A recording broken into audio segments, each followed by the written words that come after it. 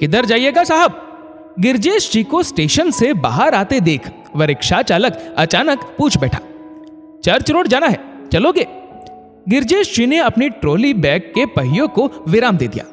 हाँ हाँ, क्यों नहीं, बैठिए ना साहब। उस अधेड़ उम्र के रिक्शा चालक ने अपने रिक्शे की सीट को अपने हाथ से थपथपाकर झाड़ दिया। आज रात की ट्रेन बहुत लेट थी और अब तो रात के 11:30 बज गए थे।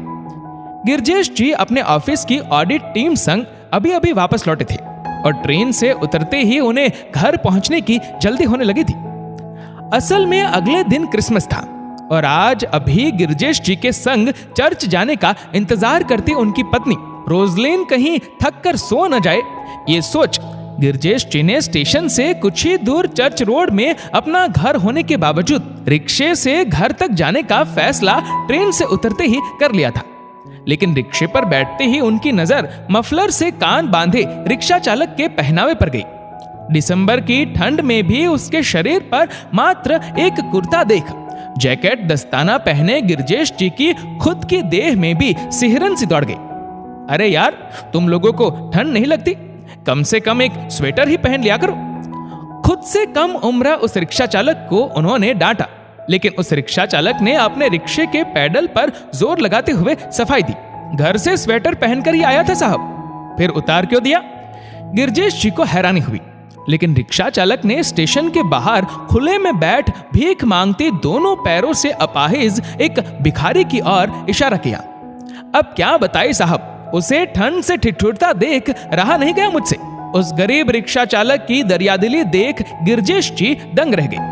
स्टेशन आते जाते कई लोग उधर से गुजर रहे थे, लेकिन कौन इतना गौर करता है कि किसके तन पर कपड़ा है और कौन यूं ही ठंड में कांपता जमीन पर पड़ा है। अभी अभी गिरजेश जी की नजर भी उस भिखारी पर तभी पड़ी जब उस रिक्शा चालक ने उस ओर इशारा किया, वरना वह भी कहां उस ओर देखने वाले थे। खैर, एक गरीब का दूसरे गरीब के प्रति नजरिया और संवेदना देख गिरजेश जी अचानक कुछ सोचने पर मजबूर हो गए। इधर वह रिक्शा चालक अपने रिक्शे के पैडल पर जोर लगा तेजी से उन्हें स्टेशन की भीड़ से बाहर चर्च रोड वाले रास्ते पर ले आया। जरा रुको, कुछ छूट गया क्या साहब? गिरजेश जी को अपने छोटे से ट्रॉली बैग का लॉक खोलता देख रिक्शा चालक अनायास ही पूछ बैठा। लेकिन बिना कोई जवाब दिए गिरजेश जी ने अपने ट्रॉली बैग से एक नया जैकेट निकालकर रिक्शा चालक की ओर बढ़ा दिया। इसे पहन लो, ये तो बहुत महंगा होगा साहब। नहीं, आज इतनी ठंड में तुम्हारे उस इकलौते स्वेटर के सामने मेरी इस एक्स्ट्रा जैकेट की कोई कीमत नहीं है। नहीं नहीं साहब, मैं नहीं ले सकता। कल क्रिसमस है, इसे मेरी तरफ से उपहार समझकर पहन लो। गिरजेश जी मुस्कुराए और उनकी बात सुनकर वह गरीब रिक्शा चालक हैरान हुआ। साहब, वो जो लाल जैकेट पहनकर सफेद दाढ़ी लगाए एक बूढ़ा आदमी यहाँ चर्च में सब लोगों से हाथ मिलाकर बच्चों को क्रिसमस का उपहार बांटता है, उसको आप लोग क्या कहते हैं? वह रिक्शा चालक खुश होकर गिरजेश जी के हाथ से जैकेट लेते हुए पूछ बैठा और उसकी बात सुनकर गिरजेश जी हंस पड़े। सेंटा क्लॉज कहते हैं हम उसे। साहब, आज तो आप हमारे लिए सचमुच के सेंटा क्लॉज हो गए।